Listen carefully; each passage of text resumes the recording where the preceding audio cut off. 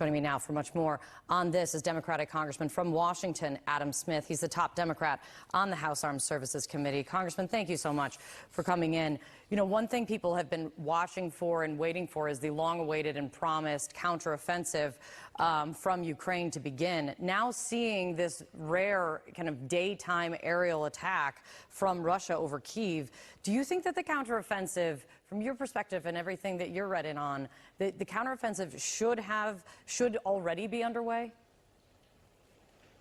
Well, I don't know about already. It is definitely imminent. And also, you know, the Ukrainians have also stepped up their attacks in Mariupol and in other occupied portions of Ukraine by the Russians already. So it's probably coming soon. And I think that's why Russia is launching these attacks. Well, there's really two reasons. One, you know, they're desperate to try to disrupt that counteroffensive. And also the Ukrainian air defenses have been incredibly successful. So Russia's poking and prodding with the daytime attack with the drones. They're trying to mix up their attack so that those air defenses are not as successful. But overall, it just really underscores the brutality of what Russia is doing to Ukraine and the necessity of supporting Ukraine and being able to take their country back.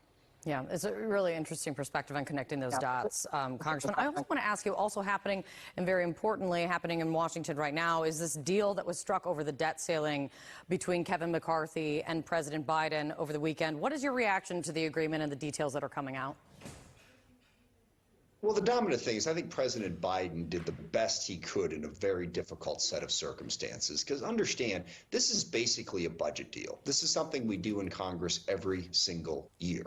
The discretionary portion of the budget expires on October 1st. That's the fiscal year. So roughly between April and October, we're negotiating over that. And in this case, you've got Republicans controlling the House, Democrats controlling the White House, and as I always like to say, nobody controlling the Senate, what with the 60-vote requirement there. So it's a tough negotiation. What the Republicans did this time is they took the debt ceiling hostage, which is an unbelievably irresponsible thing to do. There are plenty of incentives for the budget deal. If we get to October 1st, as we've seen in the past, we have government shutdowns, we have continuing resolutions, we negotiate and haggle over how to get that resolved. The Republicans took the debt ceiling hostage, and the president was absolutely right. That shouldn't happen. But he was also absolutely right that they did it. So he had to deal with it. And he dealt with it, I think, in the most responsible way possible to cut what was basically a deal that we would have cut sometime between now and October 1st anyway, given the Republican control of the House and how we had to negotiate it. So, like I said, I think the president did the best he could in tough circumstances. But at the same time, I mean, when you consider where this started, which was the president and all Democrats saying that there is nothing to negotiate here because, as we know, Republicans have agreed to clean debt ceiling increases in the past and many times before. And that is where this began, the president saying, we will not negotiate over the debt ceiling. And then given that as a starting point and where things have ended up, do you see this as a loss? No, I mean, there's two separate things. Look, there was always a lot to negotiate on the budget.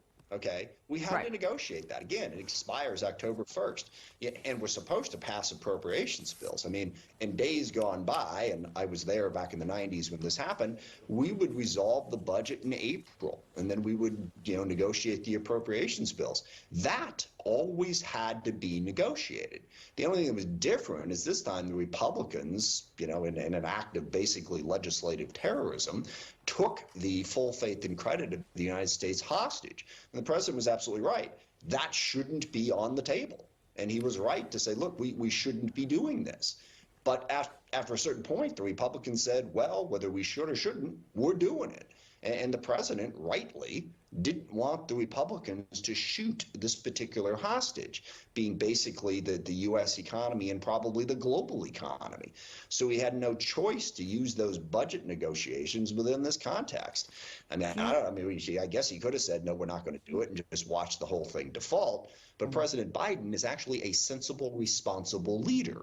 I know, as you were just reporting from Texas, that's a weird thing to consider these days. But that's what President Biden is doing, and I think he did it in a reasonable and intelligent way. Really quick, do you think this is a done deal? I mean, it's a done deal agreement between the two of them. But do you think this is done, or do you think there's any room that this could still get blown up with, I mean, we don't need to go into all of the machinations of differing motivations on Capitol Hill right now.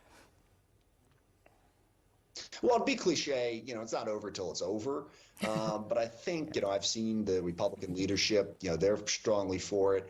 I think it likely gets the votes. I'm not in love with some aspects of the permitting reform that was included in this.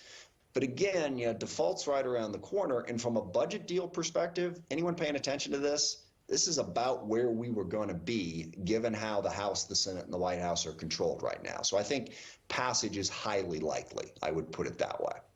Congressman, thank you so much for coming on today. I really appreciate your time. Thanks, Kate. Appreciate the chance. Thank you.